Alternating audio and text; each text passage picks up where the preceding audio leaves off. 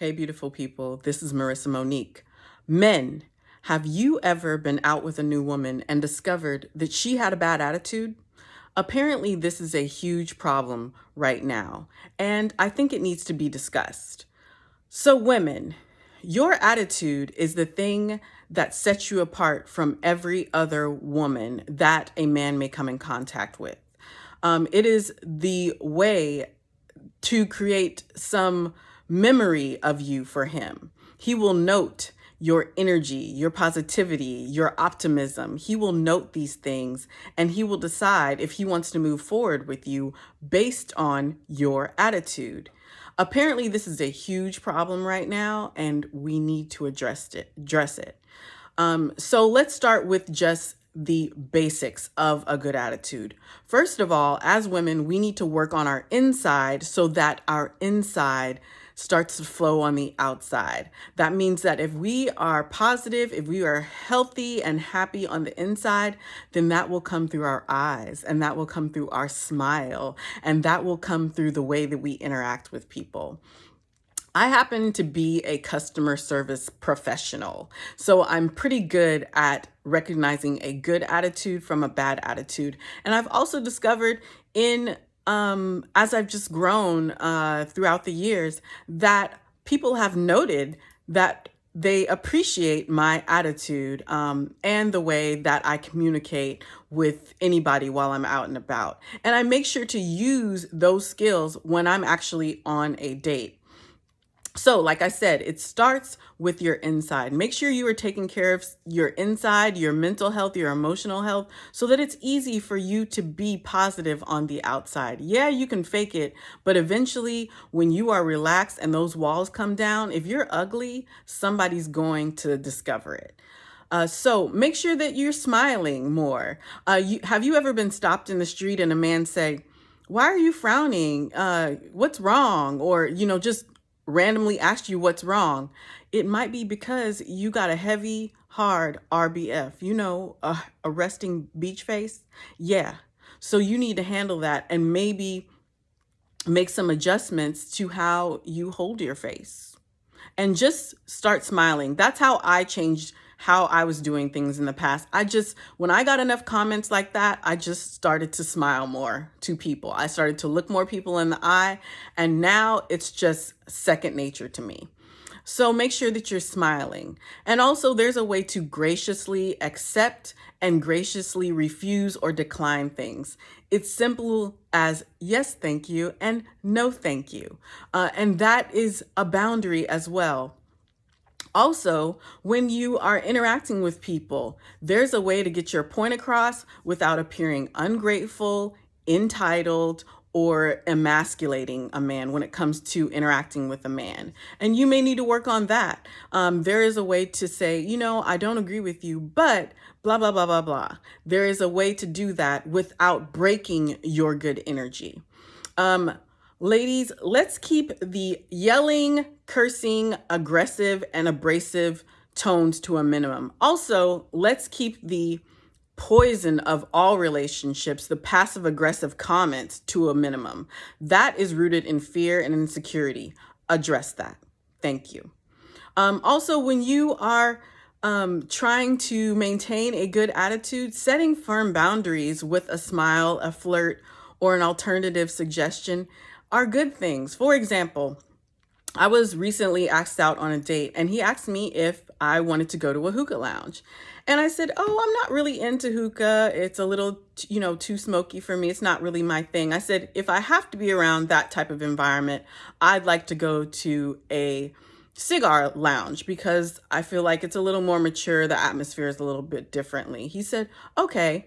I didn't say, "I don't do that. I'm not into that." I didn't get nasty. My face didn't get turned up. None of that. I just said, "Hey," I gave him an alternative, like, "No, thank you, but this is what I will do." And he noted it and he said, "Thank you." Also, when it comes to a man paying for everything, especially in the beginning, ladies, when we're getting out and about and we're meeting new men and going on, new dates or whatever, many times a man will appreciate the gesture of us asking to split the check or us asking to help by maybe paying for the tip or something like that. It endears him to you, and it also sets you apart, because then he can't really put you in the gold digger box or the user box. He'll just say, okay, she's a team player, but it's in the gesture. And if you end up paying for your part of the meal or whatever it is, that's okay too. You don't really know each other very well. It's the beginning, and it exercises your agency as a woman, which is a good thing, because there are some men out and about in this dating marketplace that believe that if they're paying or they're putting up the money or they're investing, that you owe them something. And that can be a problem sometimes. And it also is a way to protect your heart, because you don't feel like you owe them if you're someone that is very compassionate or you're very reciprocal. Another way of, I guess, defining your attitude is ordering your food with all these modifications. Have you ever been out with someone and they're just like, I like the chicken Alfredo, but can you omit the chicken, and I want broccoli instead of, asparagus. And then can you give me bow tie noodles instead of spaghetti? Honey, go home and make your own food. And don't be taking all these people through all these changes. Yes, that's my attitude. That's my attitude. It is. That is too much.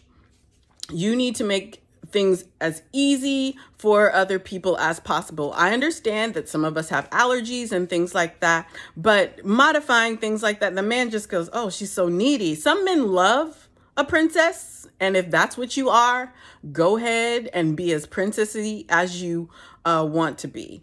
But don't forget that sometimes a man may interpret that as just being someone difficult with an attitude.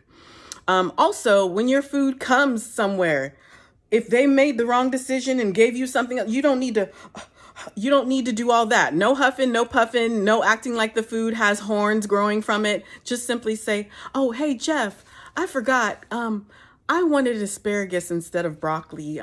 Do you think you can switch that out for me? I must have said it wrong. I'm sorry. That is better. That is so much better. And it's not abrasive, and it's not dramatic, and it's not ridiculous, boo. Anyway, another way of showing a good attitude is learning how to negotiate your time and availability with a man. When he calls to ask you out and he says, hey, Marissa, are you available on Tuesday? And you say, actually, Jeff, I'm not available on Tuesday. What about Thursday or Sunday? And you give him alternatives. You don't go, I'm not available on Tuesday. And then he has to call you back and chase you around because, I understand that you're the prize, but you also have to mirror a man's energy towards you. Yes, he should pursue you, but he doesn't have to chase you around like a little toddler. You need to meet his pursuit to you and validate that for him. So if he's calling to try to make plans with you, don't make it hard unless you're not interested. And then if you're not interested, say that. Be an adult and put your big girl panties on and say that. Hey, sorry, Jeff, I don't think it's a match. Sorry, Jeff, I don't think it's a fit. Sorry, Jeff, I'm just not feeling it.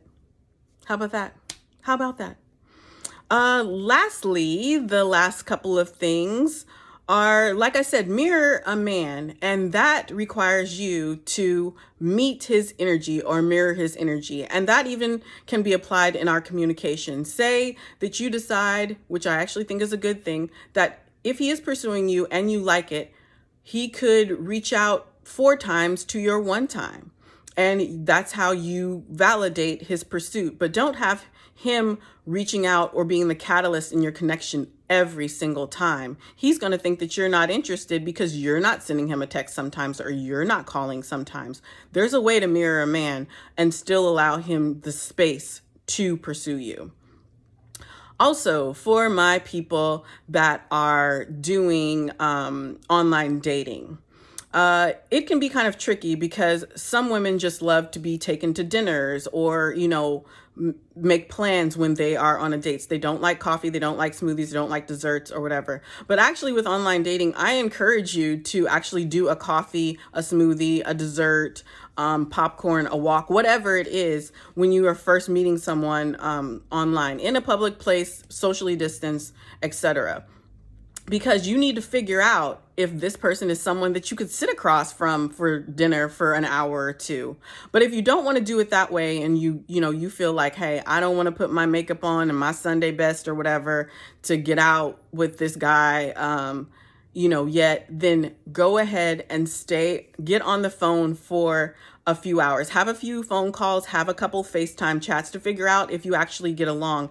And then when he suggests making plans, he'll make plans because he's a little more invested, because he's had a little more interaction with you and you're invested as well. Anyway, y'all, we just got to keep a tight rein on our attitude and do not let our emotions get the best of us sometimes, and understand that perception is reality. You could have good intentions, but sometimes whatever it is written all over your face, and you got to fix it. Anyway, I hope this helps. It serves you well. Best wishes with all of your dating excursions. This is Marissa Monique signing off.